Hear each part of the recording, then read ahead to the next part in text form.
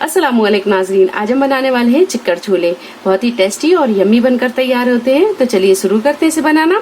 इसे बनाने के लिए 1.5 कप हमने छोले लिए। छोलों को हमने 4 से 5 घंटे पहले पानी में भिगा के रखा था। जब ये छोले अच्छी तरह भीग गए तो इसका पानी हमने हटा दिया और प्रेशर कुकर में 2 गिलास पानी डालकर हाफ टी स्पून हल्दी पाउडर, हाफ टी स्पून नमक डालकर इसे अच्छी तरह गला लिया।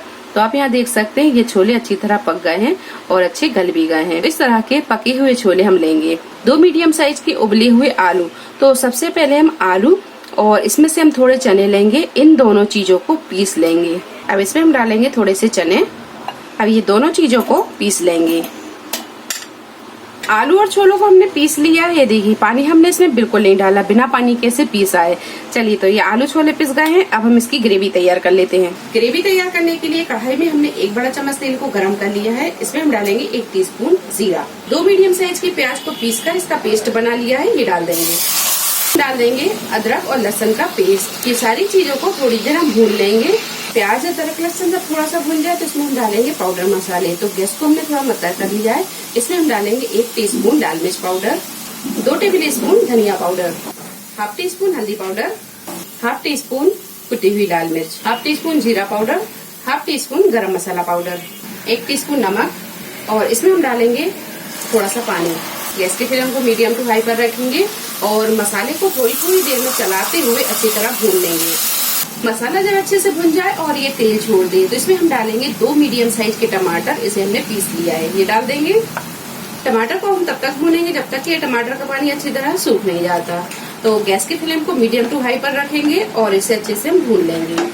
टमाटर जब अच्छे से भुन जाए तो इसमें हम डालेंगे ये आलू और छोलों को जो हमने पीस के रखा था, ये डाल देंगे। आलू छोलों को भी थोड़ी देर हम भून लेंगे।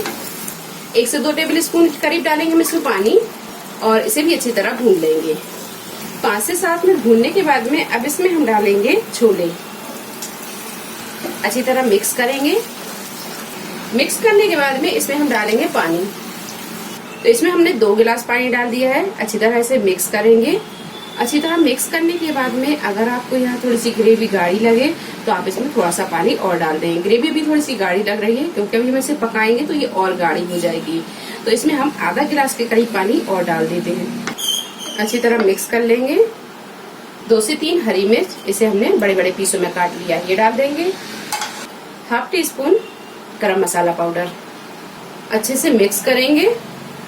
अब इसे हम ढक देंगे और गैस को कर देंगे मद्दा और मध्य फ्लेम पर रखकर 10 से 12 मिनट इसे पका लेंगे। थोड़ी देर ढककर पकाने के बाद में चिक्कड़ छोले बनकर तैयार है। अब इसमें हम डालेंगे बारीक कटा हुआ हरा धनिया और इसे कर लेंगे हम डिश आउट। तो लीजिए बहुत ही मजे की ये चिक्कड़ छोले बनकर तैयार हैं। आप इसे पूरी पराठे के साथ खाएं या रोटी के साथ खाएं, ये बहुत ही मजे के बने हैं। रेसिपी पसंद आई हो लाइक और शेयर करें, चैनल को सब्सक्राइब करें। तो अगली नई रेसिपी के साथ फिर हाजिर होते हैं। तब तक आप अपना ख्याल रखें। अल्लाह हाफिज।